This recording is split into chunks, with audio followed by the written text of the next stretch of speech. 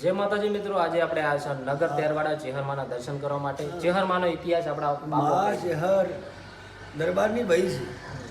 પછી ઓગણના જ્યાં ગોપાલના રાજા હતા પોતે આવીને તેરવાડા જગ્યામાં સેવા પૂજા કરતા હતા. પછી આ ભાઈને બાપાની ઓગણદાસની સેવા કરતી હતી એટલે આ ભાઈ ઉપર ખોટો આરોપ કર્યો. પછી ઓગણ બાપુ આથી કુશળી અને ઓગણ થળીએ જતા રહ્યા, એ સમાધિ લીધી.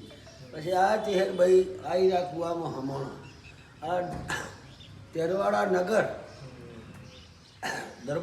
દરબારની ભાઈ અત્યારે દિયોદરમાં ગુમાનસિંહ માનસિંહ ને એ રહ્યા ને એ એમનો વેલો આથી પછી આ ઓગણના શ્રાપ બોલ્યો કે તેરવાડા નગરનું નગર થશે અને તેરવાડા તરવાડા જાય છે.